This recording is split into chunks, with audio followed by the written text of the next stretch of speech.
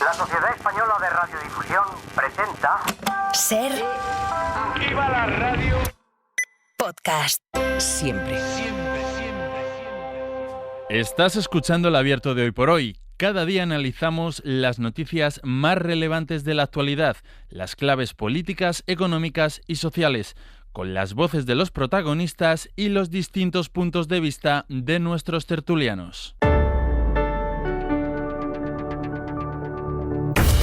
Tiempo para el análisis, tiempo para el abierto en esta mañana de miércoles, último día de primavera, con Mariola Urrea, que ha venido muy primaveral. Muy buenos días. ¿Qué tal? Muy buenos días. Primaveral de atuendo y de carácter, ¿eh? Ha venido, sí, hombre, ha venido primaveral sí, hoy. Toda alegría. Elisa de la Nuez, muy buenos días. ¿Qué tal? Buenos días. Y Josep Ramoneda, muy buenos días. Hola, buenos días. Y está aquí también Ángeles Caballero, ¿qué tal? Muy buenos días. Porque vamos a empezar este abierto. Hoy el día va a estar marcado por tres imágenes, ¿eh? La más inmediata la vamos a tener a las 9 de la mañana, dentro de media hora aproximadamente, en el Congreso de los Diputados, con la sesión de control al Gobierno. Protagonistas: Cataluña, su financiación singular, la decisión de los fiscales de recomendar la amnistía a los independentistas condenados o investigados por malversación. Esos son los temas que vamos a escuchar en esa sesión de control. Otra imagen va a ser la de la reunión del presidente del Parlamento, cerrando hoy su ronda de contactos con los partidos y de momento sin ningún candidato viable para una investidura. Pero la tercera imagen del día la vamos a ver a partir de las 11:30 de la mañana en el Palacio Real, porque hoy se cumplen 10 años de la proclamación de Felipe VI. Señor, juro desempeñar fielmente mis funciones. Las Cortes Generales acaban de recibir el juramento que Vuestra Majestad ha prestado. Guardar y hacer guardar la Constitución y las leyes. En cumplimiento de la Constitución. Y respetar los derechos de los ciudadanos y de las comunidades autónomas. Queda proclamado Rey de España, don Felipe de Borbón y Grecia, que reinará con el nombre de Felipe VI. ¡Viva el Rey! ¡Viva! ¡Viva España! ¡Viva! Bueno, pues este banda militar es uno de los sonidos que vamos a volver a escuchar hoy. Está aquí con nosotros también María Manjabacas. ¿Qué tal, María? Hola, buenos días. Porque están previstos actos militares, institucionales, culturales a lo largo del día. La Casa Real ha publicado un nuevo lema, que es toda una declaración de intenciones de lo que Felipe VI quiere para su reinado y para la regeneración de la monarquía. Ese lema es servicio, compromiso y deber. 10 años de reinado. 10 años de mucha convulsión política en el país, pero 10 años también donde el rey emérito tampoco se lo ha puesto fácil al monarca. Han sido años muy difíciles. Yo, si tuviera que escoger un calificativo, diría que muy complicados, porque tenía que renovar la institución y matar al padre, metafóricamente hablando, y cada decisión que tomaba, bueno, pues todos lo sabéis, no tenía precedente. Renuncia a la herencia del padre, admitiendo por escrito en un comunicado los negocios turbios con y sin Corina. Desprendiéndose de la hermana, le quita el título. Desde entonces, los miembros de la familia real ya no pueden trabajar para una empresa ajena para evitar, bueno, pues el escándalo Urdangarín. En cualquier caso, la sombra mayúscula sigue siendo el emérito. El tema está sin resolver. Exiliado de motu propio en Abu Dhabi y con causas judiciales, hay que recordar que se han cerrado por prescripción, porque regularizó a tiempo y por la inviolabilidad que tenía como jefe de Estado. Esto es lo que podríamos decir personal, porque esta es una institución, hay que recordarlo, que además tiene familia y que, como siempre nos dicen en Zarzuela, esta es la parte más complicada de gestionar. Esto sobre la gestión personal, sobre la gestión de la familia real, pero luego han sido 10 años de una situación política muy, muy complicada. Ha habido en estos 10 años 5 convocatorias electorales. Ha tenido más rondas de consultas el rey que su padre en 40 años. Y además todo el procés en Cataluña, que recordemos, le llevó a pronunciar ese discurso, su discurso más famoso y más polémico de estos 10 años. Sí, de hecho, bueno, yo estos días oía a la que fuera es vicepresidenta del Gobierno, Carmen Calvo, decir que igual no debería haber sido un discurso de rey, sino de jefe de gobierno. A partir de aquí, su presencia no fue grata para una parte de la política catalana, que lo eliminó hasta de los saludos, y con esto ha lidiado. Ahora la situación está más calmada, pero lo que decías, 10 rondas de consultas, haciendo comunicados en los que hasta apeló a la costumbre cuando nombró candidato a Feijóo, o recordando que él no nombra candidatos, sino que lo hace por criterio constitucional, no porque le guste uno u otro a libre albedrío, porque, bueno, recordamos que hasta la extrema derecha le ha pedido que se implique en el tema de la amnistía, cuyo decreto os tengo que decir que ha firmado absolutamente como todos. Y bueno, ya sabéis que el CIS desde hace años no pregunta por la monarquía. Por si teníais dudas, que sepáis que la Casa Real hacen sondeos internos, lo reconoció el otro día en el Ateneo el que fuera jefe de la casa. De hecho, pesaron para que se gestionara la abdicación y seguro que en breve tendrán testado quién cotiza al alza en la Casa Real, y yo aventuro que igual se llevan alguna sorpresa y a lo mejor está relacionada con mujeres.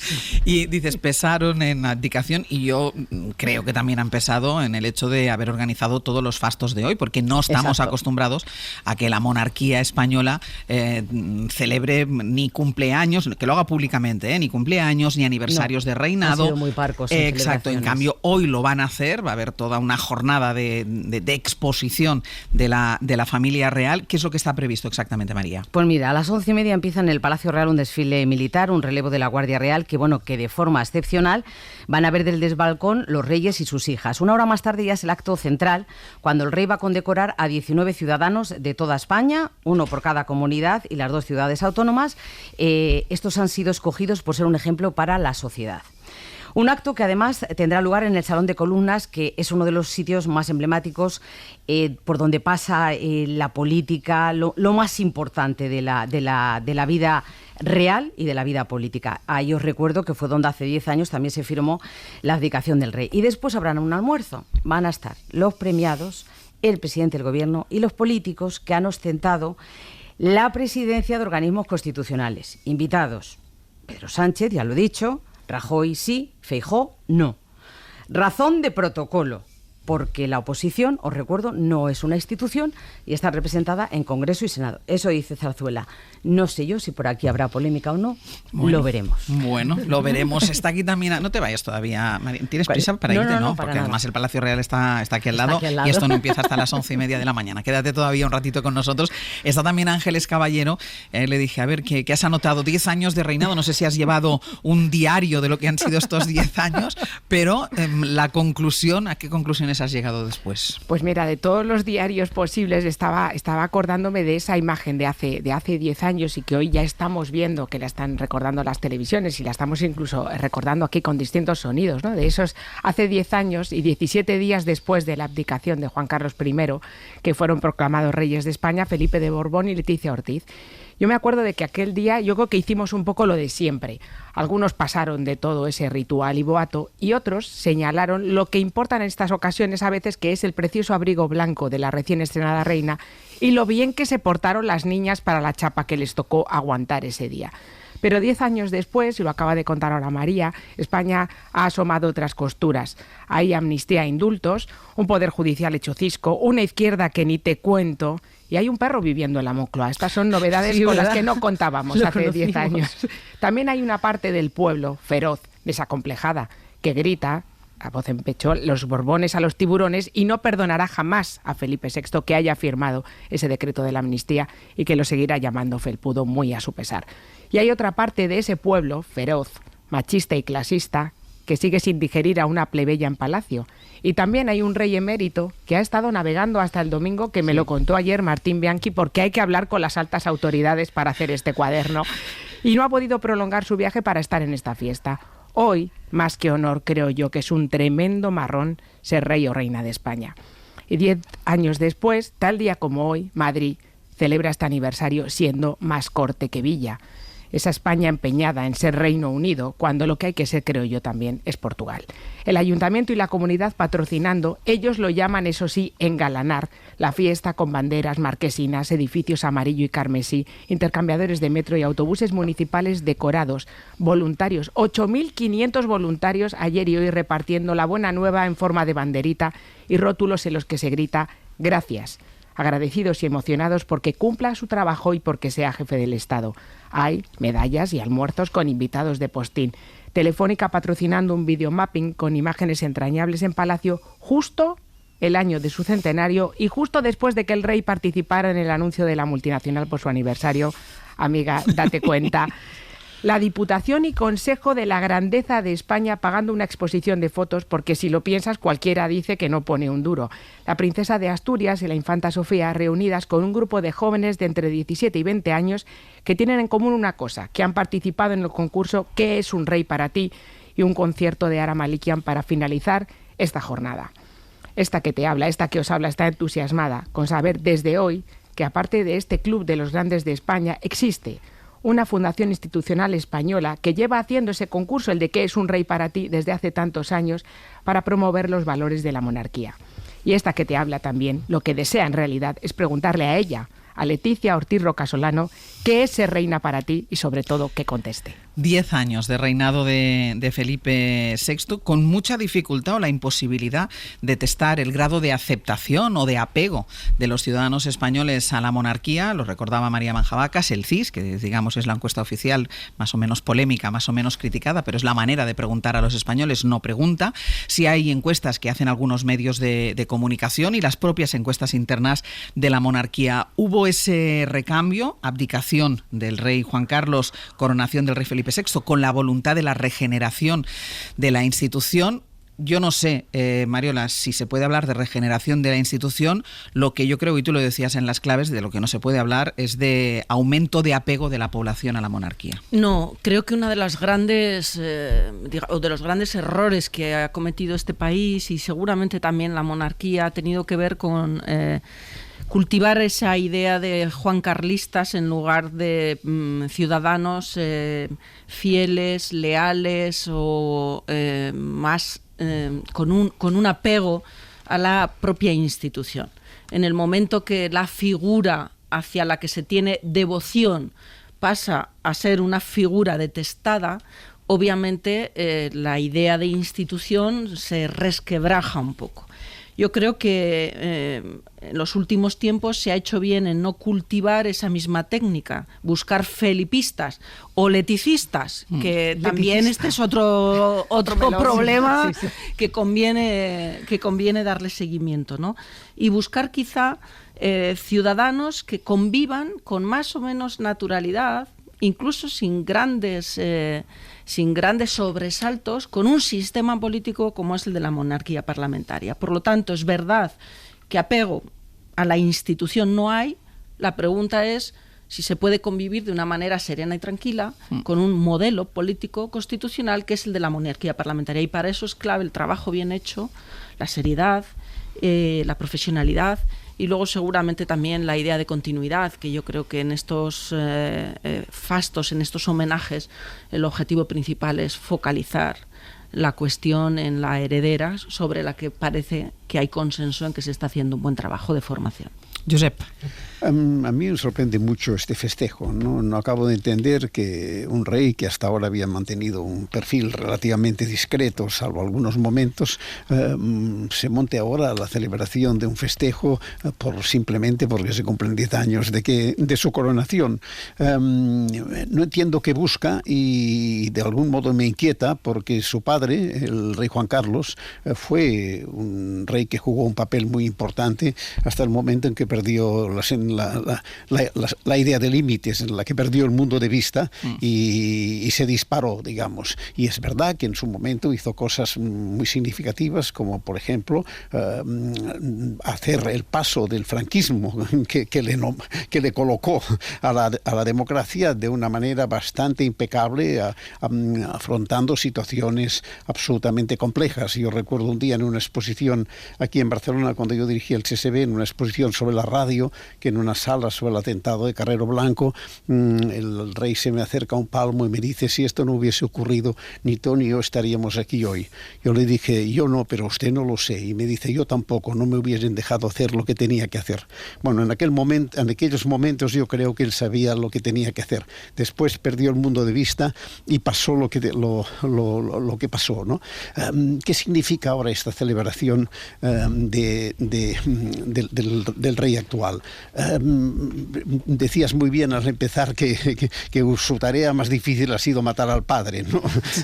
Todos matamos al padre para crecer, digamos. Lo que pasa es que lo matamos a escondidas, digamos, y él tiene que hacerlo en público por el cargo que ocupa, ¿no?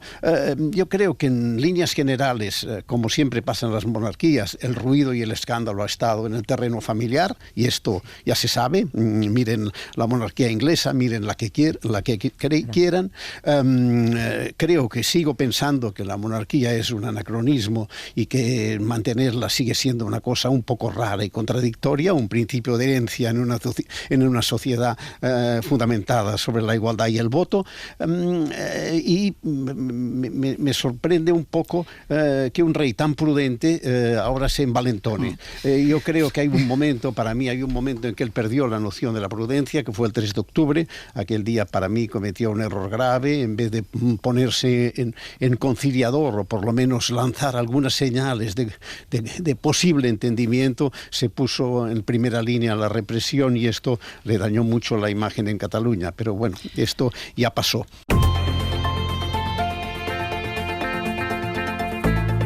El Abierto. Ser Podcast. En El Abierto, Mariola Urrea, Elisa de la Nuez y Josep Ramoneda, ya están todavía con nosotros María Manjabacas y Ángeles Caballero. Estábamos comentando estos 10 años de reinado que se conmemoran y se celebran hoy por todo lo alto de reinado del rey Felipe VI, y no te habíamos escuchado todavía, Elisa. Sí, no, yo quería también decir, efectivamente, como también ha apuntado Mariola, que aquí es un tema de trabajo en la institución, ¿no? El rey se encuentra con, digamos, una situación tremenda en cuanto al desprestigio del rey emérito, que además es su padre, que esto también es un componente personal, pero como decía fuera del micrófono, es que es una institución muy peculiar porque el elemento personal es muy importante. Por tanto, no ya la ejemplaridad, sino que lo comentábamos también, la imagen que da la familia, cómo se relaciona esto a lo mejor en una jefatura de Estado, digamos, de República, no es tan relevante, pero aquí sí. Entonces es, digamos, más difícil dar esa imagen institucional. Por otro lado, también quería resaltar que el tema básico, yo creo que esto sí que ha funcionado estos años, es que es una institución al final, digamos, arbitral, neutral. Ha tenido, como habéis recordado, momentos en que no se sabía muy bien, no había un precedente, no había una regulación. ¿Qué pasa si no se presenta un candidato? Yo creo que esto se ha solventado muy razonablemente y hay que reconocerlo, porque claro, es fácil cuando tienes un precedente, cuando no lo tienes es más difícil, y yo creo que durante estos años sí se ha hecho ese trabajo de institucional. O sea, como habéis dicho una cosa que me parece totalmente relevante. Ya no es un apego personal a una persona, sino es si la institución funciona, y creo que esto es importante, porque estoy totalmente de acuerdo, es anacrónica, la gente joven ve esto rarísimo, pero si la institución te funciona, ¿por qué no? ¿Por qué no? Y yo creo que en estos años la institución razonablemente ha funcionado. Y otra cosa que también ha apuntado Mariola, estoy totalmente de acuerdo, es razonable hacer una, digamos, celebración de este tipo. Creo que también, estoy de acuerdo, pone el foco en la heredera, que es una chica joven, y esto quieras que no, pues supone desde todos los puntos de vista, aunque sea por, como digo yo, por suerte biológica, porque no se ha cambiado el orden de sucesión, que debía haberse hecho, pero bueno, como es una chica, mira qué suerte, porque si hubiera tenido un hermano mayor, a lo mejor la cosa hubiera sido... Sí, bueno, simplemente un hermano mayor, esto ya hubiera chocado muchísimo. Un hermano menor. No, que ella, digamos, no hubiera sido la heredera porque hubiera tenido un hermano varón. Imagínate. O menor. Bueno, efectivamente, tenéis razón. Pero es decir, ¿cómo se hubiera visto esto por una sociedad en el siglo XXI? Hemos tenido suerte y no ha pasado, pero vamos, que yo a veces pienso, uy. Y luego hubiera cambiado entonces la Constitución, te digo una cosa, se hubiera cambiado. Bueno, no lo sé. Se hubiera hecho una modificación express para que eso no hubiera. Pues ojalá, porque eso se hubiera visto mal. Y quería terminar con una cosa que también habéis apuntado, y efectivamente la monarquía puede ser por razones históricas, afinidad, los grandes de España, lo que sea, más, digamos, cercana a un sector más de derechas de la población, pero en su interés, y creo que en ese sentido el rey también lo tiene claro, está en ser una institución para todo el mundo. Y por tanto, todo lo que sea apropiarse, por un lado, de la población, de la institución, no es una buena idea. No es una buena idea. No es fácil que sea para todo el mundo una institución que está construida sobre un principio de desigualdad manifiesta, que es la herencia. Bien, ¿no? Pero está en la Constitución, te quiero decir. Y luego que no es fácil que sea para todo el mundo. Y luego hay otro asunto que yo creo que funcione para todo el mundo. Y para abrir otro vértice, Ángeles, que hace un flaco favor la ultraderecha cuando se apodera de la institución, y después el flaco favor que hacen los llamados monárquicos de toda la vida, que ahora siguen al lado del rey emérito, y que de alguna manera lo que están haciendo es más daño al rey actual que otra cosa, y a la institución en definitiva. Sí, yo creo que esa parte creo que es un equilibrio, iba a decir dificilísimo, pero es que creo que es imposible el intentar ser una institución para todos, y ese juego de ser para todos, o incluso esa especie de manía o de querencia de querer aparentar que son una familia como la del resto, cuando su propia constitución es imposible que sea como la de cualquiera de nosotros, cualquier López, cualquier Rodríguez, cualquier Caballero, pero al final los que están intentando, o sea, el mero hecho de que ni siquiera el Partido Popular, sino el Partido Popular de Madrid, yo entiendo que además los reyes viven en Madrid, pero esta cosa de un poco de apropiación y de fervor absoluto y de cortesanía hacia la institución, creo que hace que esa especie de objetivo de ser para todos se aleje un poco, ¿no? Porque además lo que tú dices, o sea, el agradecer o el valorar lo que pudo hacer y la tarea que realizó el rey Juan Carlos no es incompatible con ver esta última etapa y todo lo que hemos ido conociendo. O sea, no se trata de demonizarle, pero tampoco le canonicemos. Entonces, esta cosa yo creo que genera que haya gente no solo que lo pueda ver anacrónico, en fin, es que una cosa, sino que, sí, pero una cosa como que debe ser eliminada, sino que es imposible. Mariola. Hay unos elementos que yo creo que la monarquía, confío en que lo tenga digamos, bien diagnosticado, que tiene que ver con cuáles son sus amenazas y sus riesgos. Y sus amenazas y sus riesgos son, por una parte, la capacidad que tengan para desempeñar un trabajo impecable, para que lo que dicen que hacen se corresponda realmente con lo que hacen y no como ha ocurrido en otros tiempos. Y después también, para mí, otro de los riesgos elementales es todo ese conjunto de personas que yo llamaré palmeros alrededor, que pueden ser los grandes de España, que esto sí que es un anacronismo. Para anacronismo, eso. Un club que o estás dentro y formas parte de él, o fuera resulta casi de comedia. Y esto yo creo que no aportan gran valor a la corona, sino que al revés, le restan y le erosionan capacidad de conexión con la realidad, y desde luego también la derecha y la ultraderecha, pero sobre todo digo la derecha como amenaza. ¿Y por qué? Fijaros, habéis citado dos casos donde el rey ha tenido un papel que se le ha cuestionado. Uno es el discurso del Procés y el otro, alguno de los casos concretos de designación del candidato. Sí. En el caso del Procés fue una dejación de funciones de quien en ese momento era el presidente del gobierno, Mariano Rajoy. Estaba el gobierno del Partido Popular. La primera vez que al rey se le pone en la tesitura, de tener que designar, va a designar al que tiene más diputados, y el que tiene más diputados dice no acepto la designación, curiosamente es el señor Rajoy. La primera declinación de la historia. La primera declinación de la historia, ese territorio ignoto al que apelaba Elisa. Por lo tanto, la derecha en ocasiones se convierte en una auténtica amenaza.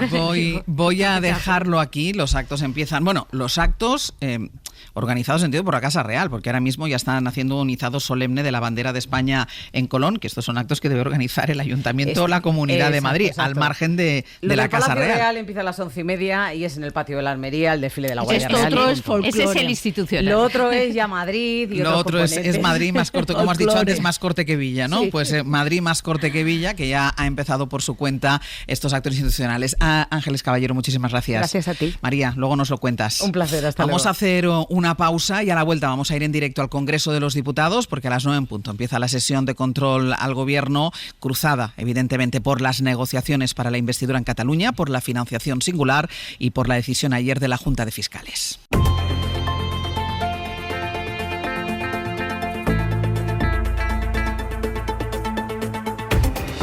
En el abierto están Mariola Urrea, Elisa de la Nuez y Josep Ramoneda, y lo que escuchan ya es el ruido de fondo, el murmullo del hemiciclo del Congreso de los Diputados, a punto de empezar la sesión de control al Gobierno.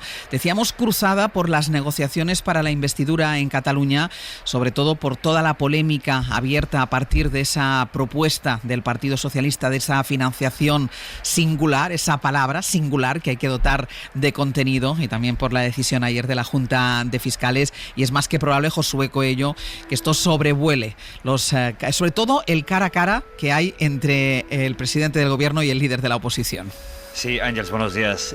Sobre todo porque el presidente del gobierno recibe preguntas hoy del Partido Popular. Por ejemplo, dicen, ¿está dispuesto a llevar a cabo una verdadera regeneración democrática? También preguntas de Bildu o de Junts sobre la situación política y la legislatura, cuando en este momento la presidenta del Congreso de los Diputados, Francina Armengol, comienza la sesión. Ya está el presidente del gobierno en su escaño, también la vicepresidenta del gobierno, y Francina Armengol, que da por iniciada, Ángels, esta sesión de control en el Congreso de los Diputados. Vamos a escuchar esa primera pregunta.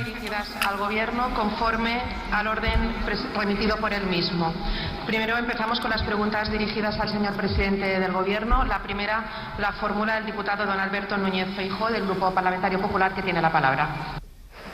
Gracias, señora presidenta. Señor Sánchez, ¿en qué punto de su novedoso plan de regeneración democrática viene que un ministro sea reprendido por mofarse de desaparecidos, llame drogadicto a un jefe de Estado extranjero o llame saco de basura, por decirlo suavemente, a un ciudadano? Nada más, muchas gracias.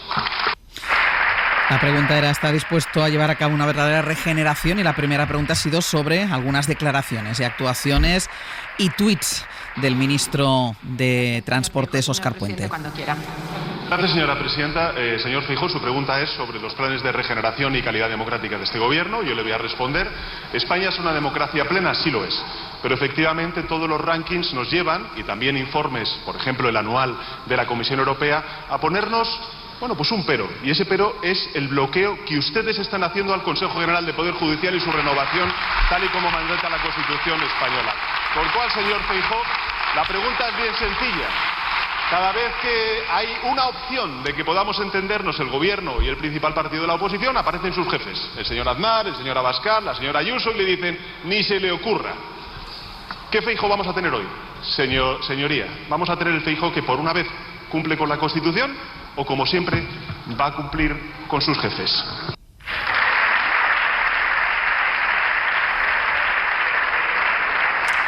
Respuesta del presidente del Gobierno, recordando al líder de la oposición el bloqueo para la renovación del Poder Judicial.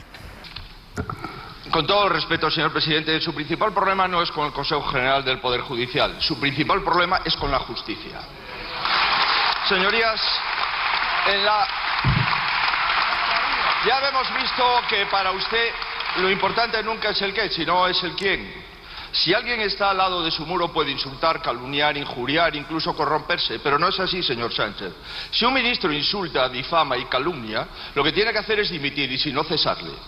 Y si hay indicios de que un político o un familiar del presidente ha cometido delitos de corrupción o de tráfico de influencias, lo que tiene que hacer es sentarse delante del banquillo de los jueces. Seamos serios, señor Sánchez. ¿Un fiscal general del Estado al borde de la imputación, para usted eso es regeneración democrática?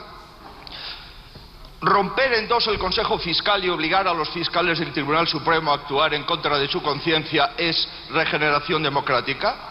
¿Usar una ley europea para proteger la libertad de prensa y usted querer colarla para discriminar la libertad de prensa es regeneración democrática? ¿Negar explicaciones a los españoles por la imputación de su entorno más directo es regeneración democrática? Un plan de regeneración democrática del señor Sánchez es como un manual de las buenas maneras del ministro Puente. Señoría, usted ya empieza a ser incompatible con la regeneración. Si quiere acometer un plan de regeneración democrática, aquí tiene uno. Se lo he presentado y remitido a Moncloa hace más de un año. El 23 de enero del año 23. 60 medidas que afectan a todas las instituciones del Estado. Con este plan de regeneración democrática no volverá a haber un militante del partido del gobierno al frente del CIS ni Radio Televisión Española. Con este plan no volverá a haber ministros sentados en el Tribunal Constitucional ni en la Fiscalía General del Estado. Señor Sánchez, no hay regeneración democrática en España posible mientras usted sea el presidente del gobierno. Nada más y muchas gracias. Turno ahora para la réplica del presidente, la respuesta a esta réplica del presidente del gobierno.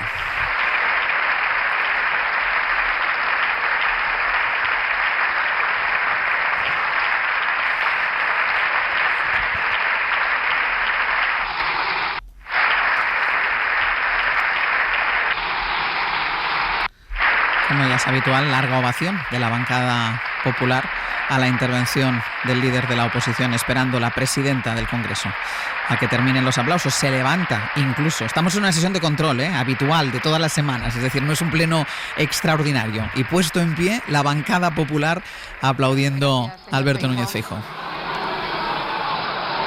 Silencio, por favor. Silencio, por favor. Gracias, señor Feijóo. Señor presidente del Gobierno, cuando usted quiera. Yo creo, señor Feijóo, que la respuesta se la ha dado de su propio grupo. Se le ha hecho muy larga la contestación en su intervención y ha tenido que salir a animarle su público. En fin, este Gobierno va a hacer un plan de regeneración democrática, señoría, durante los próximos 3 años. Yo entiendo que se le haga larga la legislatura, como se le imagino se aburrirá de escucharse a sí mismo. Pero este Gobierno va a afrontar esa regeneración democrática. Vamos a contrastar con las cosas que ustedes hacen allí donde gobiernan. Señoría, por ejemplo, ustedes lo que han hecho ha sido eliminar la Oficina de Lucha contra la Corrupción de las Islas Baleares. Bueno, sin mencionar el execrable comportamiento del presidente del Parlamento de las Islas Baleares de ayer, que merecería la reprobación y la dimisión por parte también de su mayoría parlamentaria. Han cambiado las leyes para controlar, por ejemplo, el Consejo de Transparencia y la Cámara de Cuentas de la Comunidad de Madrid. Prohíben, por ejemplo, que haya una comisión de investigación que investigue los muertos en residencias en la Comunidad de Madrid, señoría, sus mayorías parlamentarias. Derogan las leyes de memoria democrática y aprueban falsas leyes de concordia que lo que hacen es contravenir el derecho internacional humanitario. Eliminan las concejalías de igualdad. Fíjese, en 1 de cada 3 ayuntamientos que ustedes gobiernan con Vox, de más de 40.000 habitantes, han desaparecido precisamente esas concejalías de igualdad. Esconden la declaración de bienes y actividades, como hacen 46 de los 143 senadores y senadoras de ustedes, señoría, del Partido Popular. En fin, nosotros vamos a garantizar que se cumpla la Constitución española, con ustedes o sin ustedes.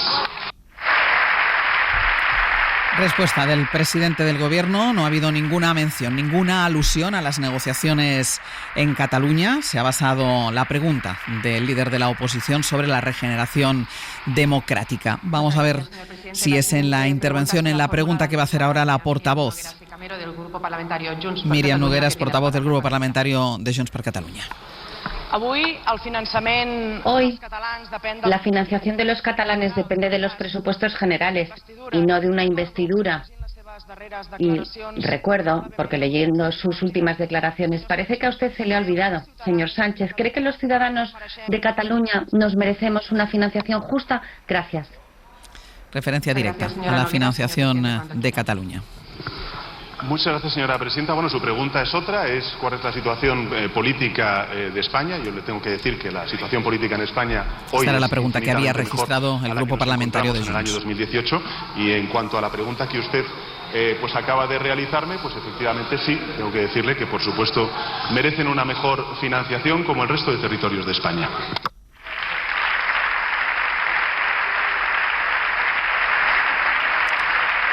Preguntaba si Cataluña merecía una mejor financiación. Dice el presidente del Gobierno que sí, como el resto de territorios de España. La pregunta habla de actualidad política y la actualidad política la marca usted con la entrevista del domingo. Deberían dejar de hablar de financiación singular para Cataluña como si eso fuera un privilegio. No necesitamos ningún favor ni ningún trato especial. Como todos ustedes aquí, del primero al último, están vendiendo de forma irresponsable, porque no es un privilegio que se nos pague lo que nos corresponde. La gente de Cataluña, independentista y no independentista, no pide una financiación singular. Quiere y necesita una financiación justa. Queremos que se pague a los catalanes aquello que corresponde a los catalanes, no lo que a usted le parezca o le convenga. ¿O es que se ha pensado que el dinero es de usted y que puede hacer con él lo que quiera? Cada catalán pierda 2.700 euros anuales por el único hecho de formar parte del Estado español y que un extremeño gane 3.200 o un castellano leonés gane 1.800, no es ningún privilegio. Al menos no lo es para los ciudadanos de Cataluña. Y además certifica eso que muchos ya sabemos y defendemos, que es que la mejor financiación para Cataluña la tendremos siendo un Estado independiente.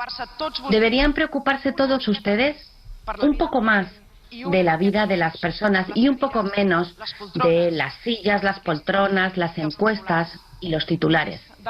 Más de la mitad de la población pasa por dificultades para llegar a final de mes. Y eso que hacen ustedes con nuestro dinero no ha sido nunca justo. Le pregunto, señor Sánchez, ¿los catalanes solo nos merecemos el dinero que nos corresponde si usted consigue colocar a Illa en el gobierno de Cataluña? Y si no, ¿qué? ¿Que nos den a todos?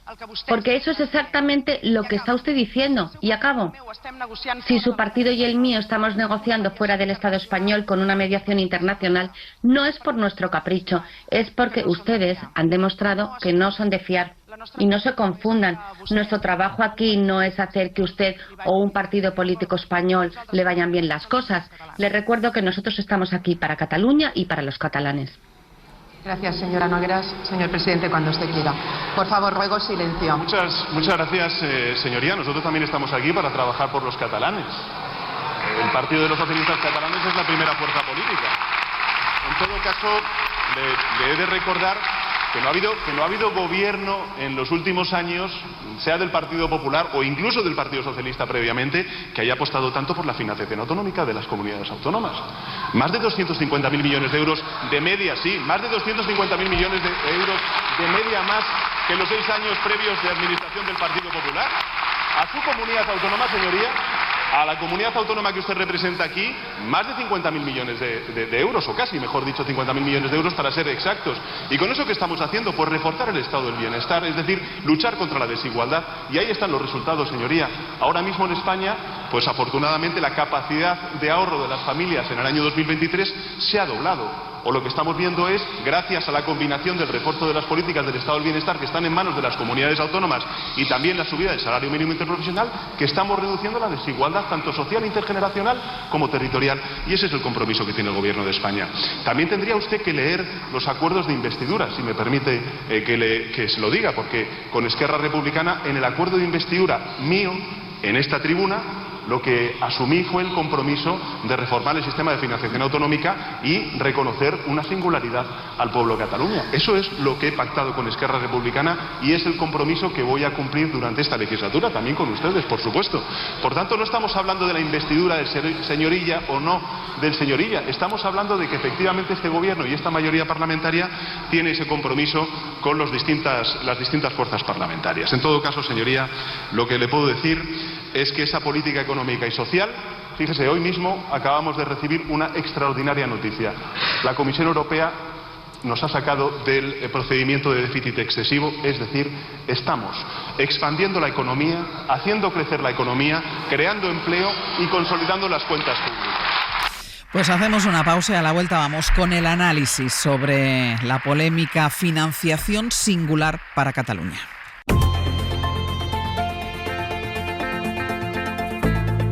El Abierto.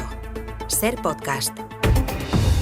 En el Abierto, Mariola Urrea, Elisa de la Nuez y Josep Ramoneda ha sido respuesta a la pregunta que ha hecho la portavoz del grupo parlamentario de Junts, Míriam Nogueras, cuando ha reconocido el presidente del gobierno la singularidad de la financiación a Cataluña, como así recoge, él ha dicho, el acuerdo de investidura que había firmado con Esquerra Republicana de Cataluña. Está siendo la piedra angular sobre la que se va balanceando la negociación entre el Partido de los Socialistas Catalanes y Esquerra Republicana para una posible investidura de Salvador Illa, aunque en el gobierno intentan entrar con cautela en este debate sobre la financiación ilegal porque dentro del Partido Socialista siguen surgiendo voces críticas y muchas dudas. Quiere dejar claro el Partido Socialista que quien está negociando con Esquerra es Salvador Illa, que quien está negociando con Esquerra es el PSC, Guillermo Lerma. Hola de nuevo. Hola de nuevo, Ángels. Porque no quiere el gobierno nada que pueda que interfiera en esa negociación que formalmente empezó ayer, pero sí reiteran que ellos no están ofreciendo, o sea, que la singularidad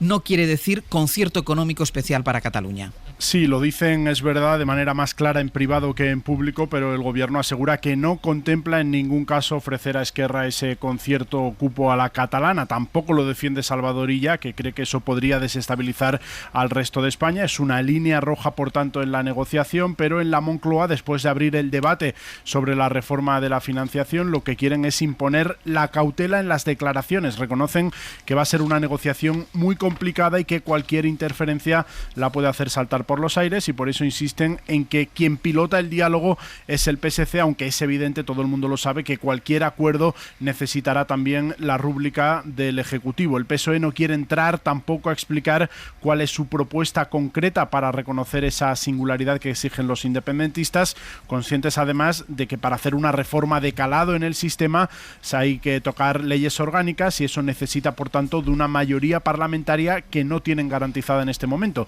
Necesitarían la participación del PP o de Junts para sacar adelante esos cambios en las cámaras. Por eso, ante este escenario incierto, en este momento el Gobierno lo que quiere es poner el foco y la presión sobre el partido de Alberto Núñez Feijóo. Pues Lerma, muchísimas gracias. Hasta luego. Hasta luego. Hoy termina la ronda de consultas del presidente del Parlament catalán para proponer candidato a la investidura. Radio Barcelona, Xavi Abelló, buen día. Hola, buen día. Hoy va a ser, entre otros, el turno de Illa. Illa pide más tiempo. Tampoco Carles Puigdemont quiere presentarse este mes. La fecha límite, en cualquier caso, Xavi, sería el 25 de agosto. Si ese día nadie ha conseguido sacar adelante la investidura, ahí sí que iríamos a repetición de elecciones. Si no hay ninguna sorpresa durante esta mañana, pues el presidente Rull convocará formalmente esta tarde para el próximo día 25 el llamado acto equivalente, es decir, una puesta en marcha de esta cuenta atrás hacia las elecciones sin que nadie se someta a un debate de investidura. Es algo que nunca había sucedido hasta ahora tras unas elecciones, que nadie quisiera postularse después de unos comicios, y el único precedente que existe fue tras la inhabilitación de Quim Torra, cuando Junts no quiso proponer a otro candidato y se ideó esta figura para no quedar atrapados en un bloqueo. La voluntad de Salvador Illa es acabar presentándose como candidato, pero más adelante, ya en pleno verano, cuando hayan avanzado más unas negociaciones con Esquerra que formalmente empezaron ayer y que no albiran un acuerdo a corto plazo.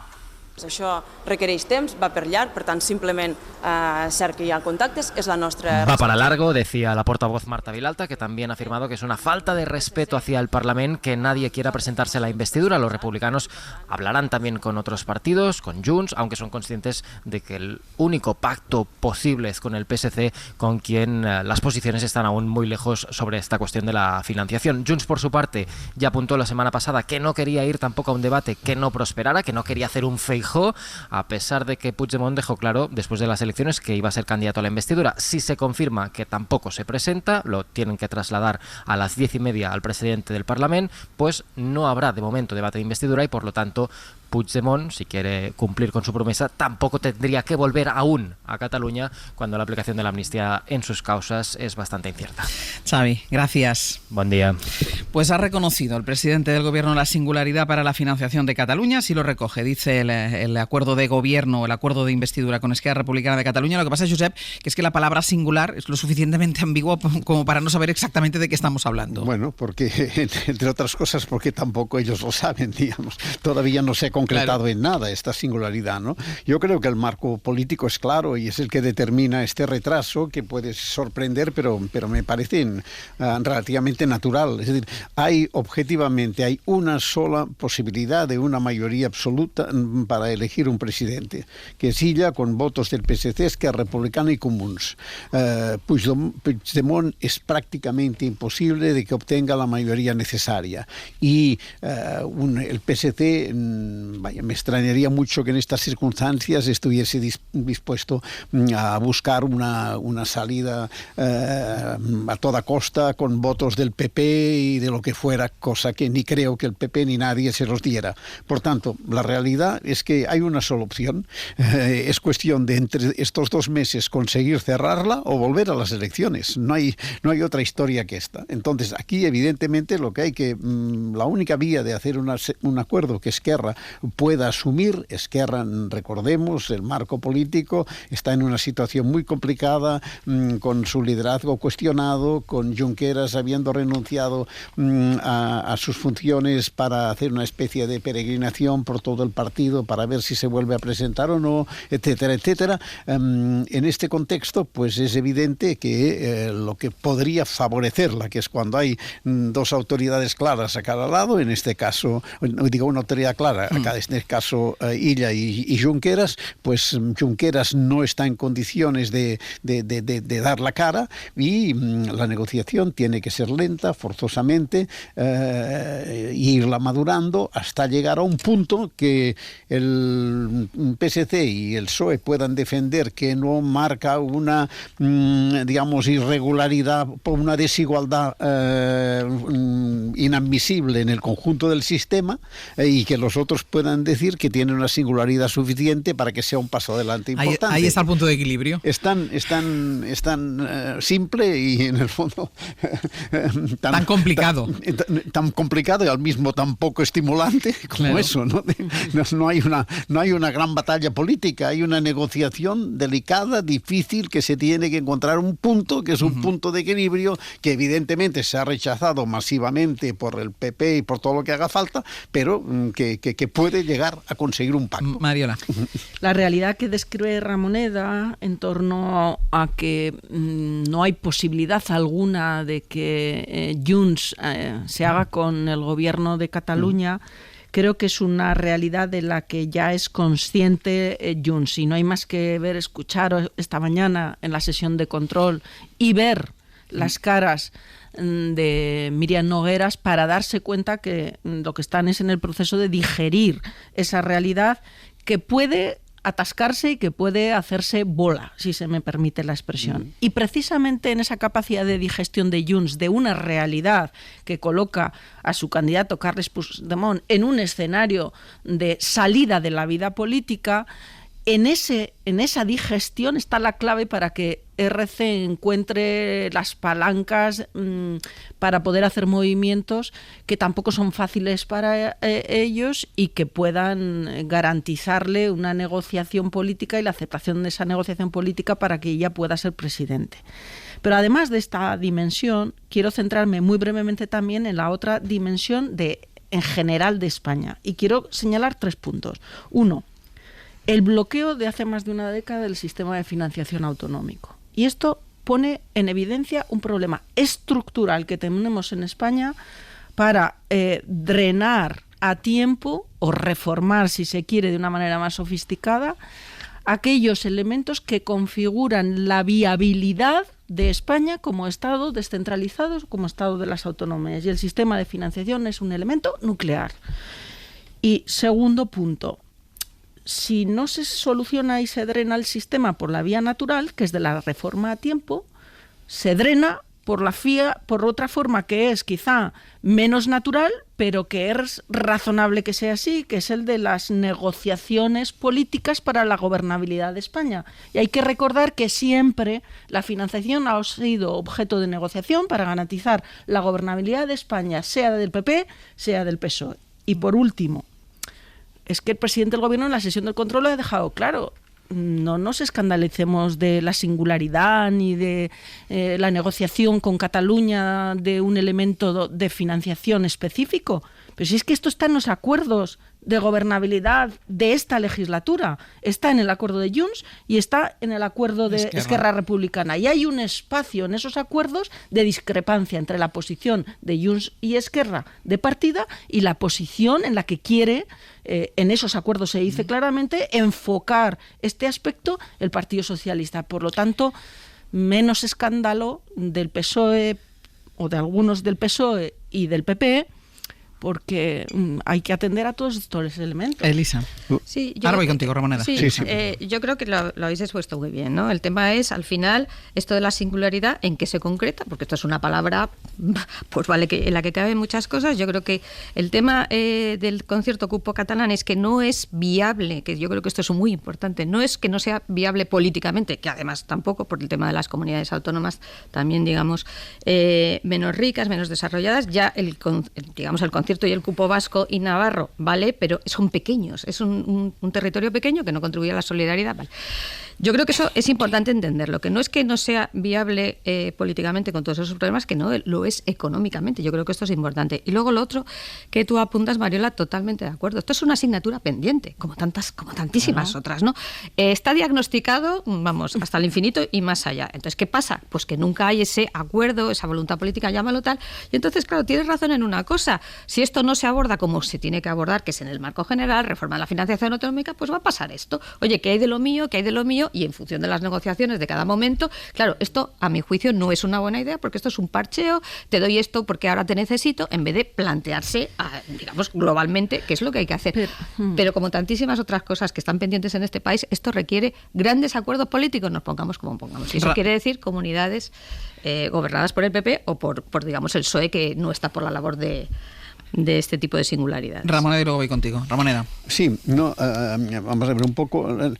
Mariola hacía una referencia a Puigdemont y yo creo que es importante, ¿no? En los ciclos en política acostumbran a acabar cumpliéndose, ¿no? Un acontecimiento, un periodo toma un empuje, va en una dirección y hay un momento que declina. Y generalmente declina cuando alguien ha hecho el error político más importante, que es ir más allá de las capacidades reales que tiene, ¿no? Esto ha ocurrido en Cataluña y el ciclo del procés, digamos, ha acabado. Después vendrá otra fase, lo que sea, pero el ciclo que se inició en 2012 ha acabado y con él Puigdemont tenía la última oportunidad. Su última oportunidad era venir y ganar las elecciones. Él tenía sus dudas porque se estuvo planteando volverse a plantearse a Europa y olvidarse de ello y regresar ya después para volver a su vida privada, digamos. Pero se decidió, le presionaron, ha perdido, por tanto, su ciclo se ha terminado. Y esto es un factor que no se puede olvidar en el curso en estas negociaciones en curso. Pase lo que pase, este ciclo ha terminado. No hay ninguna posibilidad de una combinación que haga Puigdemont presidente. Y Puigdemont, no siendo presidente, difícilmente seguirá en la vida política catalana en el rol que ha tenido hasta este momento. Y por tanto, este es otro factor político que influye muy seriamente en esta negociación, porque este cambio se tiene que vestir, digamos. Este cambio no puede ser así tan súbito y repentino como a veces pasan las cosas, ¿no? Dos cosas. Decía Elisa que un cupo catalán no es económicamente viable. Yo creo que para sostener esta afirmación hay que entrar en muchos detalles, porque el cupo, hay que saber cómo se configura ese cupo, y un cupo bien configurado perfectamente hace viable económicamente. Bien, entonces, supongo que no es la idea, ¿no? Lo que ocurre es que como los conceptos y cómo construyen también las realidades, también hay que quitarle un poco peso a las palabras, ¿no? Entonces, el cupo en sí mismo ni es insostenible económicamente, ni deja de serlo. Es decir, hay que entrar a los coeficientes que hay que aplicar, a la actualización, etcétera, etcétera. Esto tiene una complejidad técnica enorme, pero yo quería apuntar esto. Segunda cuestión. Es que el problema de fondo, y a veces utilizamos a Cataluña como excusa, el problema de fondo es que las dificultades de actualizar el sistema de financiación está en que los criterios que resultan favorables para mejorar la financiación en Andalucía, que está gobernada por el Partido Popular, no son los mismos criterios que requiere Castilla y León, que también está gobernado por el Partido Popular, ni es la misma situación que Valencia, que también está gobernada por el Partido Popular. ¿Por qué señalo estos tres ejemplos? O Madrid, que también está gobernada por el Partido Popular. Porque a veces utilizamos a Cataluña como excusa y como el pegamento para que comunidades autónomas gobernadas por el mismo partido, que en una mesa de negociación sobre el sistema de financiación no podrían llegar a un acuerdo porque los criterios favorables para unas y para otras no son los mismos. Claro, cuando sale el debate de una financiación especial, singular, llamemos como queramos, a Cataluña, de repente, ¿no?, prietas las filas. No, pero si aquí el problema no es Cataluña. El problema es que España tiene constantemente un mismo dilema, que es su actualización en los elementos clave que configuran nuestro Estado autonómico. Elisa. Sí, quería comentar, efectivamente lo del cupo tiene razón, pero la realidad es que el cupo vasco siempre se ha calculado con criterios políticos y no técnicos. Esto no es verdad eso, Elisa. Yo esto es lo que me han dicho en el Ministerio de Hacienda, ¿vale? No, la liquidación del cupo es el resultado de una operación política con poca transparencia, con un coeficiente no actualizado en 25 Pero importante años. lo de la poca transparencia. Es lo que te iba a decir. Vale, te lo compro. No se sabe cómo se calcula. Bien, el segundo tema, y no creo que, digamos, Cataluña pensará hacer algo diferente. Yo creo que eso es importante. Y segundo, el tema que planteas es verdad, claro, es un problema de solidaridad interterritorial. Las comunidades autónomas más ricas, entre ellas algunas gobernadas por el Partido Popular, evidentemente, como todas, como pasa con Cataluña, no quieren contribuir tanto de aquella forma o sienten que la solidaridad interterritorial con las más pobres les perjudica. Y esto es muy, muy normal y es hasta cierto punto normal que se use por los gobiernos autonómicos. Claro, el problema es de un modelo que es general. Tenemos que decidir si queremos convivir en un mismo Estado, cuáles son los criterios. Tendremos que ayudar a Extremadura o a Andalucía, o gobierne quien gobierne, y las regiones ricas tienen que hacer un esfuerzo adicional. Este es el modelo. Luego lo puedes apuntar, lo puedes ajustar. Claro, efectivamente, cualquier región rica te dice, oiga, es que yo contribuyo de más. Es que ese es el discurso de Junts, que por cierto a mí me recuerda a lo de España en roba. Es que a mí me cuesta mucho formar parte de España. Este es el discurso. Porque yo tengo que aportar al fondo, vale, lo que sea. Yo creo que esto, mientras no se solvente a nivel general, que es una idea de solidaridad entre todos, pues sí, tendrá usted que pagar más y a lo mejor contribuir a las regiones más pobres. Es que no sé qué otra solución tiene. No, pero solo insisto en que el problema es más serio y es más estructural de país. Es que todos los elementos que configuran nuestra arquitectura de vocación federal están pendientes de reforma. Totalmente de acuerdo contigo. En el abierto, Mario Laurrea, Elisa de la Nuez y Josep Ramoneda. Nos queda todavía la decisión de la Junta de Fiscales. La Fiscalía ha fijado criterio con la ley de amnistía. Solo 2 votos de diferencia, ¿eh? Se ha impuesto el criterio del fiscal general del Estado, de Álvaro García Ortiz, que quería recomendar al Supremo que aplique la amnistía a todos los independentistas condenados e investigados por malversación. Eso hará al final el Ministerio Fiscal. Pedro Jiménez, hola.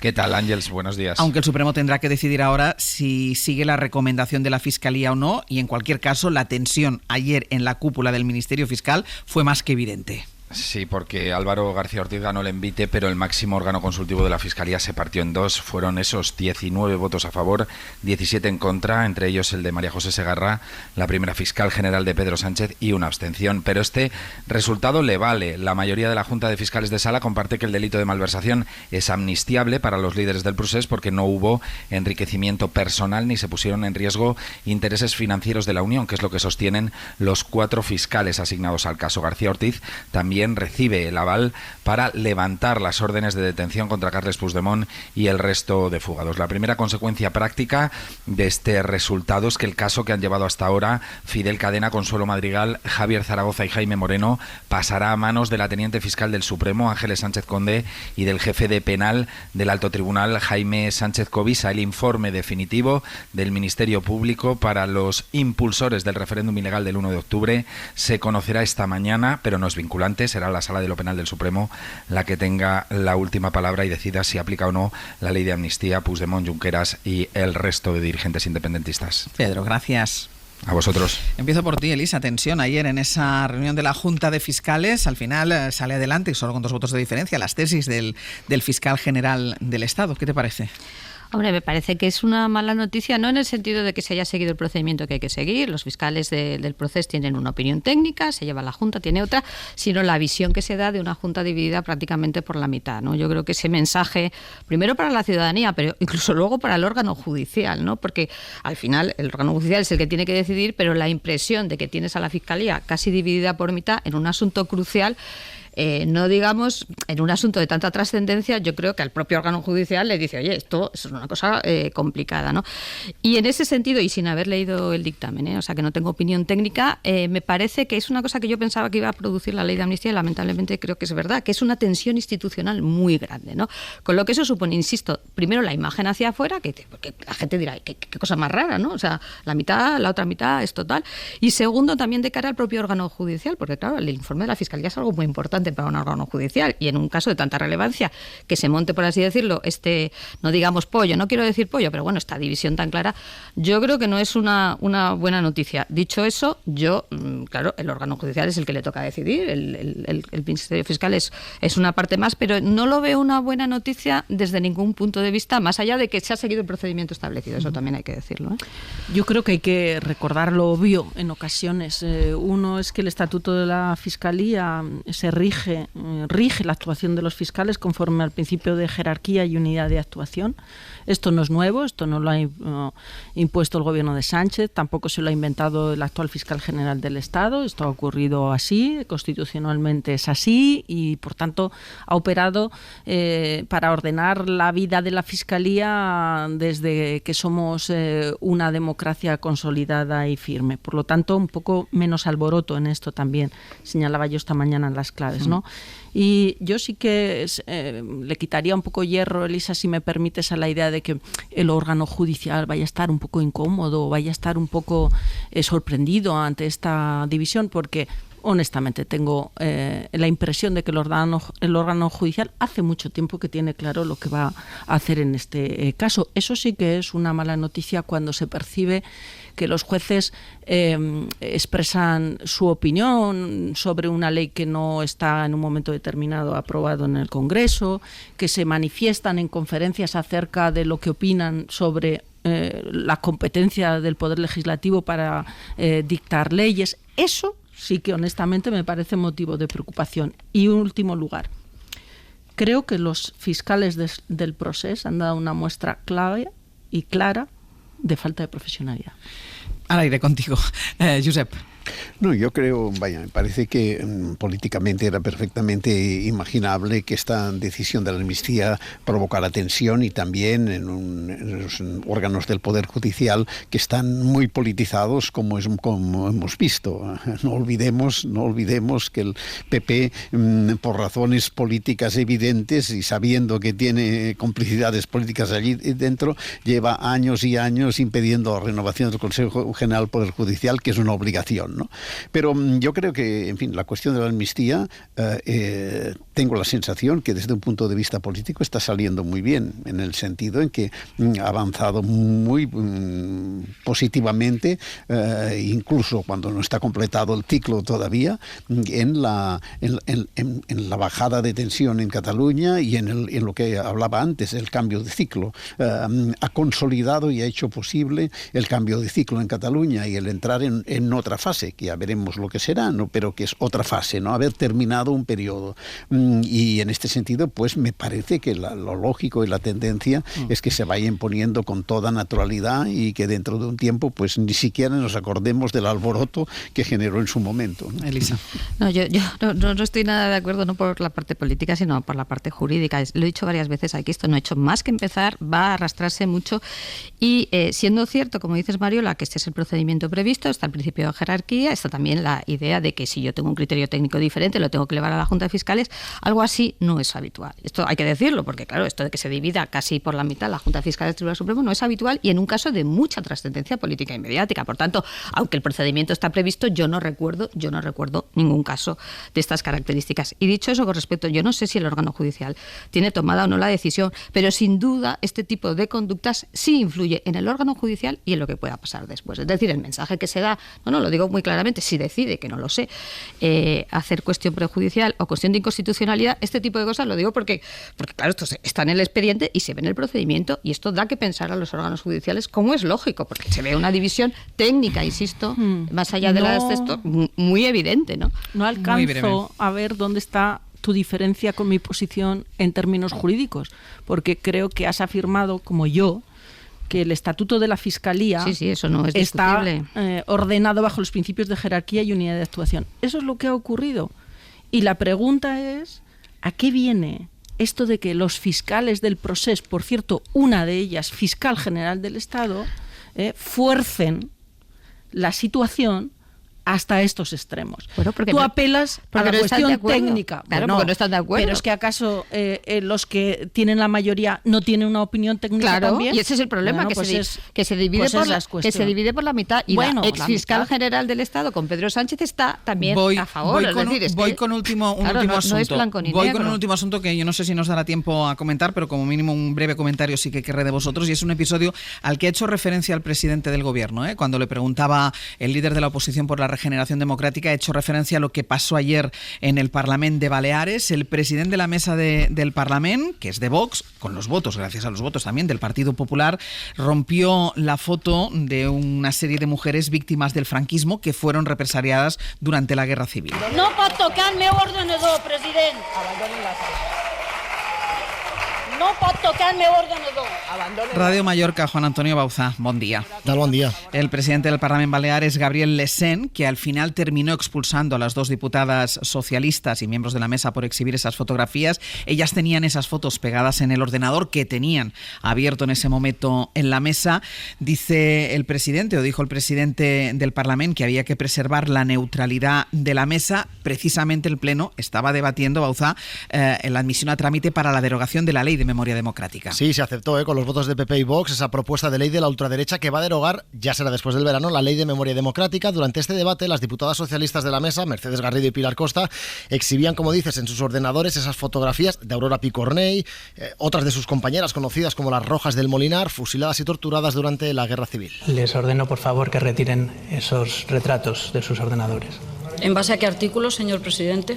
Señora Garrido, la llamo al orden. Por Como el artículo no existe, lo que dijo es que la llamaba al orden. Pilar Costa y Mercedes Garrido se niegan a retirar esas fotos. Estos retratos están aquí como acto de justicia y como acto de reparación de dones asesinadas por botxins fallidos. Y Lesén, el presidente, rompe la fotografía, insisten una y otra vez, tanto ella como el portavoz socialista en el Parlamento, Iago Negueruela, en que les diga en base a qué artículo tienen que retirar esas fotografías. Como no existe, a Lesén solo le queda decir que básicamente es porque él lo dice. Llevo media hora intentando convencerlas de que lo hagan por las buenas, así que lo hacemos por las malas. Lo hacemos por las malas, dice. La oposición en bloque pide la dimisión inmediata de Lesén ante ese silencio del PP que, preguntado por esta emisora ayer tarde, dijo que de momento no tiene nada que decir. Un silencio que hasta ahora sigue. La incomodidad del PP es más que evidente y como ejemplo lo que ocurrió en la votación. Escuchamos. Votamos 33 votos a favor, 22 en contra y una abstención. Y ni un solo aplauso de la bancada del PP, y eso que la ganaron la votación. Entonces le reprochan desde la oposición que por qué no aplauden. Los únicos aplausos estos, los de los diputados de Vox. Recordamos que el PP apoyó parcialmente esta ley que ahora va a derogar, que por eso no la llevaba Marga Proens en su programa electoral, la incluyeron luego en el pacto con Vox para conseguir el apoyo de los ultras. Bauzá, gracias. Hasta luego. Me queda solo un minuto, pero Ramoneda, yo creo que es bastante elocuente. Lo he intentado por las buenas, pues bueno, por las malas, si no. Un solo comentario. Estos días que se habla tanto de qué hacer con la extrema derecha en toda Europa, pues el PP es el primer gran partido que ha legitimado a la extrema derecha y que gobierna parlamentos y instituciones con Vox, con toda comodidad y asumiendo escenas escandalosas como esta, ¿no? Yo creo que es un ejemplo de violencia política, uno más, y creo que debemos tomarnos en serio este tipo de actuaciones. Es una invitación que yo creo que corresponde a todos los demócratas, pero particularmente por la responsabilidad corresponde al Partido Popular.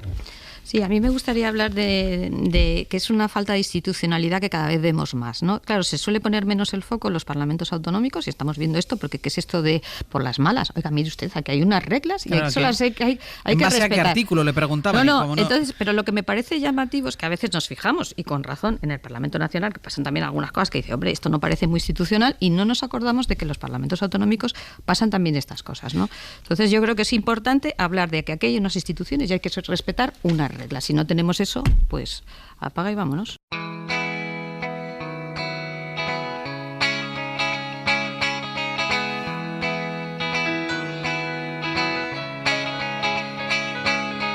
It may have been Camelot for Jack and Jacqueline, but on the Che Guevara highway filling up with gasoline. Fidel Castro's brother spies a rich lady who's crying Vamos a ir terminando ya el abierto, que están aquí Pepe Rubio y Sergio Castro. Buenos días. Buenos días. Buenos días. Para contarnos todo lo que tenemos preparado a partir de las 10. Me lo dices como un ultimátum, digamos, ¿no? Tienes que decir esto y salir adelante. No es un ultimátum. O dices eso o puerta. Pues aprovechemos las circunstancias antes de la puerta para recordar que en el Rincón y la Esquina vamos a hablar esta mañana con Marta Sanz y Manuel Delgado de eso, de ultimátums, ¿vale? De ultimátums. Estábamos aquí debatiendo el plural. ¿Cuál era el plural de la palabreja? Bueno, ultimátums. En el 900, 100, 800 queremos que también participen todos ustedes, como todos los miércoles. Llámenos para contarnos los ultimátums que han lanzado, los que han recibido, si han sido de palabra, por escrito, a través de intermediarios, y cómo lo han afrontado cuando los han recibido, qué consecuencias tuvieron cuando se los dieron a ustedes. En fin, 900, 100, 800, toda clase de ultimátums permitidos hoy para este tramo de Las radio. madres somos mucho de ultimátums. Mucho. ¿Recoges esto a la 1? ¿A las 2? Nunca se llega a las 3. Nunca se llega a las Si 3. eres listo, nunca se llega a las 3. Pues venga, cuéntenos 900, 100, 800 ultimátums que ustedes hayan recibido, que ustedes acostumbran a eso, a poner un ultimátum a sus hijos, a su pareja, a quien quieran. Venga, 900, 100, 800. ¿Y cuántos ultimátums, me pregunto yo, daría Margaret Thatcher? ¿Y qué miedo? ¿Qué miedo daría? ¿Qué miedo daría? Daría un ultimátum Margaret Thatcher. Es que le va a escribir, hoy le escribe a Roberto Villar la carta desde el más allá, Margaret Thatcher. Estoy intrigadísimo porque me parece muy interesante esta carta. A ver cómo es su vida en el otro mundo, ¿no? Y en Pretérito Pluscuamperfecto recordamos el momento en que Ferran Adrià y el Bulli dan el salto a nivel mundial. Ya a mediados de los 90 ya se hablaba de ese gran restaurante, pero es la portada de New York Times Magazine en 2003 el que le lanza definitivamente al orbe, ¿no? Y de estrellatos y de marca España en el mejor sentido y más noble y más eficaz de la palabra. Hablamos en la entrevista con ella, con Eva Nogales, que es científica, catedrática en Berkeley, que está estos días en Madrid en un congreso de mujeres del liderazgo femenino, para que nos cuente eso, la mejor versión de nuestro país, aunque tenga que ser fuera como tantas veces. Venga, y yo voy a dar un ultimátum a los oyentes. Llamen al 900, 100, 800 o... No sé qué va a pasar, ¿eh? Mariola Orrea, Lisa de la Nuez, Josep Ramoneda. Hasta la semana que viene. Hasta luego. Adiós. Para no perderte ningún episodio, síguenos en la aplicación o la web de la SER, Podium Podcast o tu plataforma de audio favorita.